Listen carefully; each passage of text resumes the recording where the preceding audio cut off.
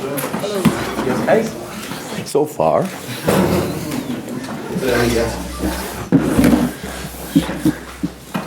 You can change that.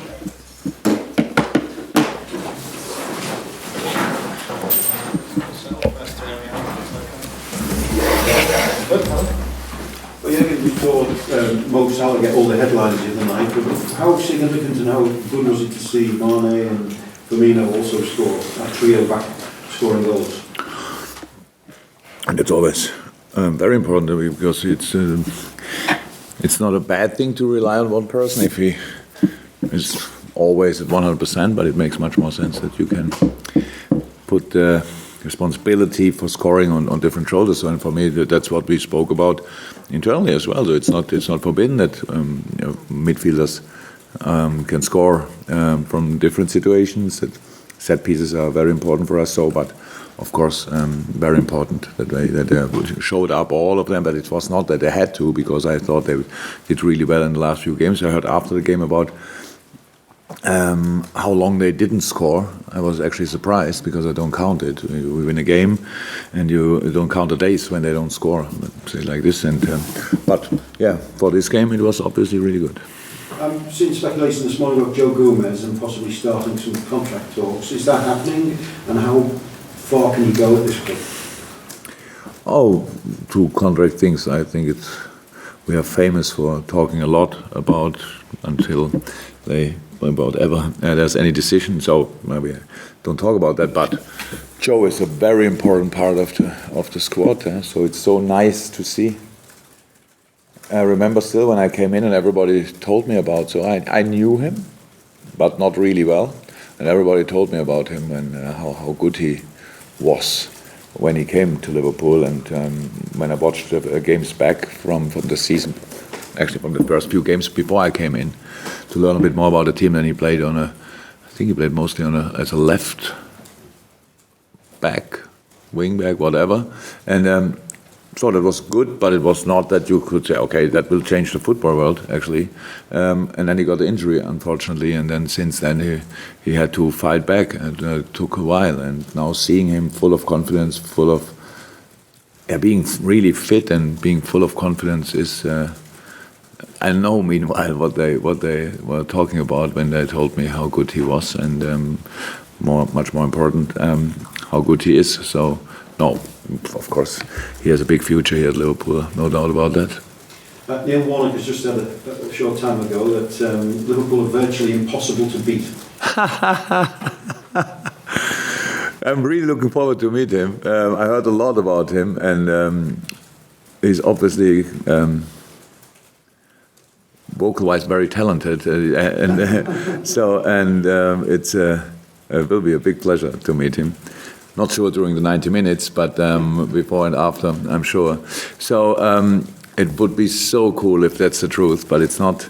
Yes, and they will try everything. He's one of the most experienced managers in the world of football, and so successful in the past. It's unbelievable what he did. I think since I'm in, my respect for the Championship grows every day pretty much. It's such a difficult league, and it looks like he could do in that league what he wants. At the end, he got promoted. So that's an unbelievable achievement. So we are aware of the quality of Cardiff. It's important, or it's a challenge, like it always is after international game, to immediately adapt to the new situation. But Cardiff and Neil Warnock is famous for the way he plays, and so the boys, especially English boys, of course, but they knew it already. Then Marko Grujic played there last year, was then in the preseason here, so told us a bit about him and the way they play. So that's all clear, and makes it still so difficult. Yes, of course, now last week gave them for sure a big boost, 100%. Before that, they were not bad. And all the games they lost then were pretty tight and close, so they could have got different results. So, yeah, they deserve all our respect, and they will get it. And you mentioned in your first answer about the importance of set pieces. Liverpool have scored more from set pieces and more from corners than anybody else in the Premier League so far this season, which is much better than you were at the same point last season as well. So, in fact, all season probably. So, what has been the difference? Why do you think it has changed, or what have you done that has made that change? A lot. We did a lot on set pieces. Actually, it's quite difficult to talk about set pieces because if you don't want to talk about it, you only the routines. There are different runs, different things. We have, meanwhile, within the preseason already, it was clear at the start of the preseason that you want to focus on it because it was not a proper strength of us, and that's what we try to do and what we do actually week in and week out. Doesn't work out all the time. That's how it is, but. Yeah, it's a different. I would say it's a different approach that we've chosen. We have different runs, never the same routine, so it's always something different, and yeah, that's it. Actually, we put more focus on it. That's all. But it's always it sounds so easy but we really cut off a very important training time. And for set pieces, and set pieces training in England is quite difficult because it's not very lively. And I come back. I didn't speak for a while about the weather because it was so good. But in a rather cold in Germany, it's similar.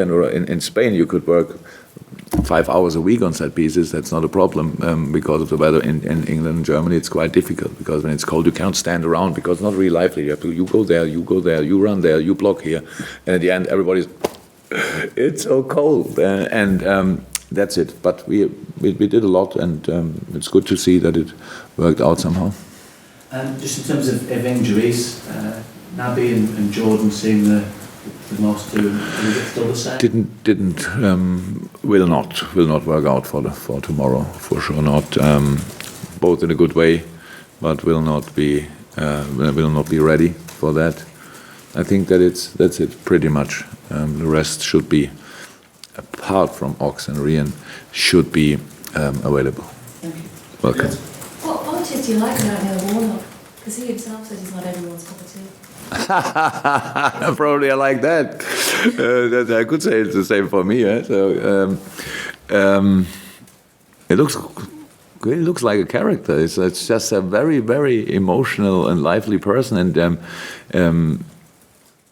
I saw the final. I watched a lot in the final period of the championship last year, and it was impressive how they did it, how they showed up. And it's not that Cardiff, to be honest, was the best team in the championship last year. So, but they were the whole year in that top three, and they deserved it at the end. And Fulham, maybe people would have thought will deserve it more to go through without playing the playoffs. But it was really impressive what they did, and so on. He looks like a very demanding manager as well, so you can see his team playing like he wants them to play, and that gets always my respect because that's not too easy in that job, and that was it. And on the other hand side, I think from all the big English still active managers, he's the last one I have to meet. So, and I'm looking forward to it. Australia now? I was just thinking, following on from Cardiff, they've also got their first win last weekend as well, and you're talking about, you expecting, I guess, difficult opposition, tough opposition. It's not going to be just because they're Cardiff City, it's going to be a walk in. Oh no, of course not. That's look, this game is a challenge. It is because it's. Do we have to talk about who should win the game? If everything is like it usually, no, that should be Liverpool. But then it's football, and football means there are a lot of moments where they can make the difference. That's how it is in the challenges, and with formation, with set pieces where they are really strong in, and we really scored more goals than Cardiff after set pieces. You've got more goals than anybody in the Premier League. Yeah, that means 10. Pieces and corners. Yeah, that's not right. So, but they are really creative, really strong in that. They are 100% concentrated in each of them. I think long throw-ins coming from nearly everywhere.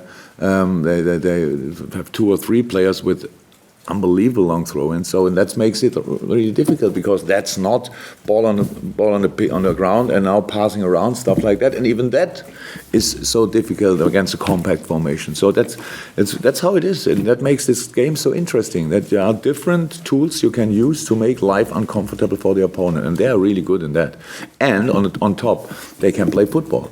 That's in the decisive areas. They have good players, very quick players, both wingers. If Murphy is fit, are really quick, direct, one more dribbler, the other one more a speedy runner. They struggle obviously a bit with strike options, and he was very creative in that department. Bring in a player, I think he played centre mid before, so but it's like it is. It's football is about finding solutions, and he's not shy to find solutions, and I like that, but I know that makes it so unbelievably difficult. So, and again, I said it before the Belgrade game, and I say it again: we need the crowd. That must be the difference, because it's not allowed from the players. It will never happen that we go in a game and expect it will not be that difficult, and realize in a game, wow, it's really difficult. It's really rare that happens. I would not say it never happens, but it happens to the crowd sometimes. They go in and think, yeah, it's Cardiff. And stuff like that, and then that changed the atmosphere. And so, a bad pass is a bad pass against Cardiff and against PSG. A good pass, a good pass, a good chance, a good chance. In both games, the same. It only needs how you realize, how you celebrate it. Actually, again, a block ball, a counter press situation against PSG.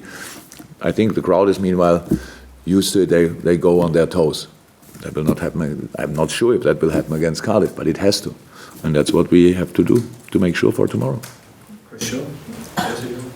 You've not spoken, I don't think at all so far this season about Divock Origi, but he's been back on the bench for the last couple of games. How close is he to contention? I think it's a good example for players who are not too much involved in the last couple of weeks, so because he's doing outstanding. So it's just like it is. Tom Solanke is in a good moment, and nobody can see it because he's not playing, so that's a problem. Like Kleiny, like Alberto Moreno, like all these guys. You can only play really good football when you train well, and you only can train well if the training group is really strong. They are really strong. That's how it is, and so we have to try at least sometimes. Joel Martin, I forgot Joel Martin. So he would play in 97% of each Premier League and Bundesliga club. I'm 100% sure, and was not in the squad last game, so, and he's in outstanding shape. So that makes life on the one hand side for a manager comfortable, on the other hand side quite difficult, because we need these players 100%. And for the last two games, it was clear that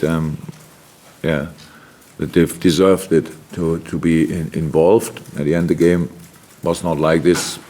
That we had to use him, but if the boys continue like they trained in the last few weeks and months, then they will have their moments 100%. Carl Markham-less, so I think it's Phil in the back of the... Given how Fabinho did when he came in midweek and changed the formation, how well that went, can we expect that again? Henson and Cage obviously still out. So. Actually, I don't know what you can expect, and I don't want to tell you what you should expect, but it was good. It was good. It looked good. To be honest, it was a game where I thought it makes sense to do it like this. It was not because of injuries. We could have lined up differently, how we probably know, but it was how I thought before the game. That's the right thing to do, to have these players in these positions, and it was for sure not the last time that we used it in this way. But now we have to see. I heard about that. People were quite excited about the performance of Fabinho, especially. I can imagine that it was really good. It was really good, but he's still a young fella, and he still has to and can improve. And but I don't want to make the performance smaller than it was. It was really good, and I liked it a lot, and I was happy for him, because I said it's no problem that he's not already there before the game. But I can imagine, I know for a player it's different. So of course, how life is, you wanna be involved immediately. But I thought it makes sense to wait until it's the right moment, and that was the right moment. we hit it obviously, and that's good. And now we can carry on that path. David? You sort of broke the tradition in terms of naming captain and midweek, because usually when James Miller and Jordan Henderson don't play, you pick the next longest serving player. This time obviously you went for Virgil. But does that say a lot about what sort of character he is? No, probably it says a lot about it, but not. That was not my decision. We had. I decided Hendo and Millie will stay. That is the 100% logical thing to do, and would have been as well like that if he would have voted. And then I said, but the next two, the players can vote for, and it was. And now we have, how we say in Germany, the salad, because now 2 Dutch guys are in the row. So the team decided number 3 for Virgil and number 4 for Gini Wijnaldum. Somebody would have told me that will happen in my life. As a German, 2 Dutch guys, that's such an important role. No, that's a player's decision. Glenn, anything from you? No. And Neil, anything? No. Good, guys, see you in a room. Thank you very much. Cheers.